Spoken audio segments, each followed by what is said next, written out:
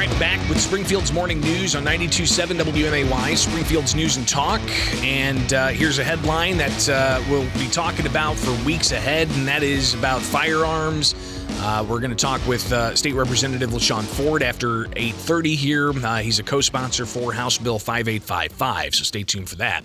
But a headline, Highland Park 4th of July parade shooter suspect's father released on bail. This coming from the Chicago Sun-Times. Robert Cremo Jr., whose son's been charged with killing 7 people and wounding dozens more at Highland Park's 4th of July parade, released Saturday in Lake County on $50,000 bail. Cremo looked somber and tired and appeared before a judge Saturday after surrendering to police Friday on 7 felony counts. Now, what happened here is in 2019, and this is something I do want to talk with Representative LaShawn Ford about, in 2019, police in Highland Park visited Cremo's home once on a call of a threat that they made to kill themselves, and then a second time in 2019, a call to respond to threats that the individual is making towards family members, including with knives. They've confiscated those knives. They then moved forward to file a report to Illinois State Police, a clear and present danger report that should have kept the individual from getting a FOID card, even though his father sponsored him as a minor under 21 getting a FOID card. So Robert Cremo Jr. being charged in that signature of signing off and getting his son a firearm owner identification card, which he then moved on to actually, purchase firearms legally and allegedly shoot and kill 7 people and injuring dozens. But there's something else I do also want to get State Representative LaShawn Ford's take on is reaction to community groups that say they may support banning certain types of guns, but they don't support the idea of increased penalty enhancements. And this is from Artenice Myrick. She is with Live Free Illinois on the hearing last week that she laid out her concerns of why she doesn't like this particular legislation. And here she is breaking down some of the reasons why. Hello, good morning, Chairperson Slaughter, Vice Chair Cassidy, Minority Spokesperson Severin, and members of the committee. Thank you for your time today. I am Artenice Myrick, the lead organizer at Live Free Illinois. Live Free Illinois is a faith-based organization geared towards mobilizing congregations and those directly impacted by the carceral system in the intersection of public safety and criminal justice reform. We have chapters in Rockford, East St. Louis, South Suburbs, Champaign, Peoria, and Lake County. We work to address gun violence, mass incarceration, and police violence because we believe that these are the 3 largest civil rights issues of our time. We come together today from all across the state, from all walks of life, in unity. We have vested interest in keeping our communities safe, communities that now live in fear due to increased mass shootings around the country. Illinois has experienced over 50 mass shootings to date. 1 is way too many. Please allow me to be clear. We are in support of an assault weapons ban and large capacity magazine limits to 10. However, we strongly oppose any proposed legislation that would further criminalize Black and Brown communities. We are opposed to penalty enhancements for Black and Brown communities, and we are opposed to the FOID card age limit being raised to the age of 21. Now, we are not arguing that 18-year-olds need assault weapons, but we are concerned that law-abiding citizens may be wrapped up in the system if they are not able to obtain weapons through the proper channels. For Black and Brown communities who are over-policed, we have more individuals who are susceptible to being swept up and forgotten in the system. The difference between our communities and communities like Highland Park is the quick access to abundant resources rather than carceral strategies. Increased enhancements do not reduce violence, but it does increase overcriminalization in our communities. The national and local headlines continually let us know that we are not safe from gun violence. And more specifically, that our homes, our schools, our movie theaters, churches, parks, at any moment can become potential war zones. According to Coster Health News, the leading cause of death for children aged 1 through 19 are firearms, with Black and Brown communities being the most adversely affected. We need more investment. We need more spaces focused on healing and enrichment of our communities. For example, trauma resource centers that will allow space for individuals to mimic the resources that Highland Park received in one mass shooting compared to the consistent act of terror that plagued communities of color on a daily basis. We want to focus on keeping Black and Brown individuals out of the penal system, and we want to take extra care to ensure that we're not intentionally targeting individuals who are already vulnerable. At Live Free, we work predominantly with communities that are hardest hit by gun violence and lack of investment. The communities we work in already have high rates of violence, seen as low as 24 people killed in Rockford, 80 people killed in West Pullman of Chicago, and 57 people in Joliet. With easy accessibility to high-powered weapons that fire automatically, killing hundreds within seconds, these numbers could easily be tripled. Although incidents like Highland Park have piqued the discussion of proper gun reform, cities like Chicago and Rockford have been engulfed in gunfire for years. With lax gun laws for assault weapons, our communities are in danger of increased shootings, increased deaths, and increased trauma. So again, that is Artenice Myrick with Live Free Illinois, saying that while she supports the idea of banning certain types of semi-automatic weapons and magazines of 10 rounds or more, she does not, as that organization, support penalty enhancements, which you've got opposition from across the board there about that idea of turning people into felons overnight. So coming up next, we will get to the response from State Representative LaShawn Ford, Chicago Democrats. He's one of the co-sponsors on this, and we'll get his response as well to other criticism of this bill as they continue to have another hearing set for tomorrow where Illinois State Police are expected to be testifying as well. So stay tuned. That's coming up here next on WMAY. 92.7 WMAY, Springfield's news and talk. All right, let's now talk with State Representative LaShawn Ford, a Chicago Democrat and one of the co-sponsors of House Bill 5855. Another hearing on this is expected tomorrow, and then we'll also hear from Illinois State Police at that hearing tomorrow. But I wanted to talk with Representative Ford about some of the opposition that's been brought up, even from those who support the idea of banning certain types of semi-automatic weapons and magazines that hold more than 10 rounds. Representative, thanks for taking time this morning, and let's just get right on into it with the limited time we have. Happy holidays and Merry Christmas to you. How you doing up there?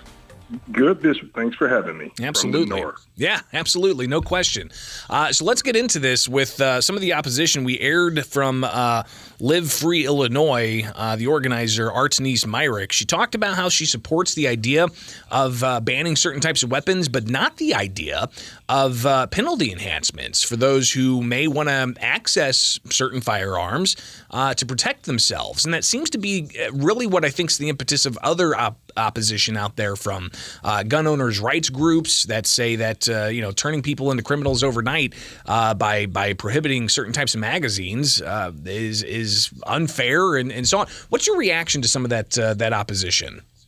Well, one of the reasons why I continue to go to these hearings and listen to both sides of the position is to learn from the people that have an interest in the topic.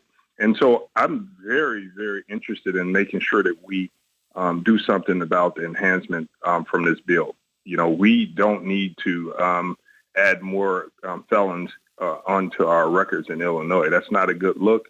And I think that we have to find a balanced approach as it relates to passing House Bill 5855. So I'm listening to them, and I understand both sides of the aisle and both sides on the issue. But what I don't understand is why people won't understand that doing nothing will continue to lead us down the same path that we're going, and we must do something.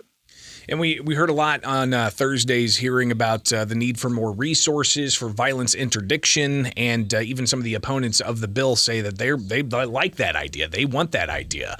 But we still have this issue of the semi-automatic guns, rifles, shotguns, and pistols, around 100 that I counted, and of course the magazines as well. But another point of opposition that's been raised, and we saw this develop over the weekend with the father of the Highland Park shooting suspect, suspect.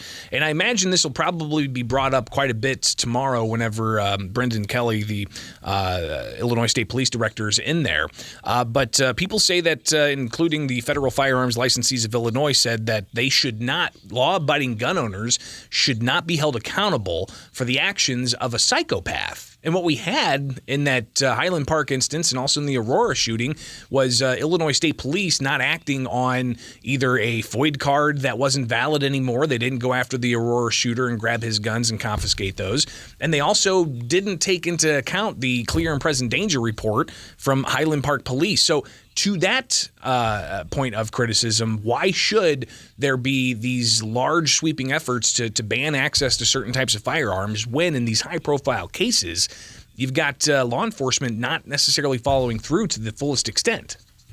Well, this is another example of law enforcement having too much of a responsibility when we can simply make the law clear and do everything that we can to ban the sale of assault weapons with large capacity magazines. I mean, we're asking the police to do so much. We're putting so much burden on them. And so now they fall in the position of being at fault for something that the law could have changed. And that's what we want to do. We want to change the law so that law enforcement doesn't have to be in the middle of something like this. And Representative Ford with us, a Chicago Democrat, and he's been at the hearings that we've had so far for House Bill 5855 from State Representative Bob Morgan. I saw this headline just during the break that a Rhode Island ban on high-capacity firearm magazines is constitutional. A federal judge in Rhode Island Wednesday upheld the newly enacted state law banning the possession of large-capacity magazines that carry more than 10 rounds of ammunition. Of course, this is just one layer of a federal court, but the people impacted by this say that they expect it to go to the U.S. Supreme Court. That seems to be just about the magazines with 10 or more, but that kind of gives an indication as well as to how this is something that the courts are really going to be wrangling with. Do you anticipate that gumming things up in your efforts to try to combat violence, not just in the streets of Chicago, but any possible mass shootings that take place? I think it sends a strong message that this is something that states have a right to do to protect its people. And we shall see how and if this goes to the Supreme Court. But once again, I mean, what are we supposed to do when families, mothers and fathers are crying to the legislature across the country, nationally, federal legislators, state legislators, and city government? They're begging for gun policies to try to make things better. And so as a legislator, I know that this is not going to cure the gun violence in Chicago, but we know that if we can take large capacity magazines out of the hands of criminals, that will help. Not to mention, Bishop, it's clear to me, and everyone knows that the study shows that it's not just people buying guns illegally off the street that's committing these crimes. There are people that are legally buying guns, committing murders, committing assault weapon murders throughout the city of Chicago and the state of Illinois. So we always want to focus on the criminals, but we know that we need to tighten up our laws because people are legally buying guns and having mass murders in Illinois. And we should do something about that. So you had mentioned that you're there to listen, you're there to take both sides into account, and even those who said that they don't want penalty enhancements. What you've heard so far, including the concern that minority black and brown communities could be targeted for having a handgun that has a 14-round magazine. That's standard across the industry. Are we going to do a grandfathering thing, and then it's prohibiting things moving forward? And if you've had it in your possession, how do you handle that if you go about banning these certain types of things at a date certain? Do you fear that is going to lead to more people being charged with felonies? No, I think that what we have to do is make sure that we do a grandfather in. We ban the sale of these, sell no more, and people must register their guns that they have already. Once you run out of the ammunition from the magazine, you cannot buy any more for that style, but you still have your gun. I think that we have to recognize that we should put people over guns, and that having a bill like 5855 pass, if we need to make tweaks, it will not hurt anyone's ability to own guns, but it will help us in society prevent some unnecessary deaths in Illinois. State Representative LaShawn Ford, greatly appreciate you always taking the time to come on with us. We'll be watching the debates, and again, another hearing set for tomorrow. And I know the sponsor says he wants to try to get this across the finish line before January 10th, so we'll watch that closely as well. Greatly appreciate it. Be safe up there, and happy holidays. Happy holidays, Bishop, and your listeners. Bye-bye. It is Springfield's Morning News on 92.7 WMAY.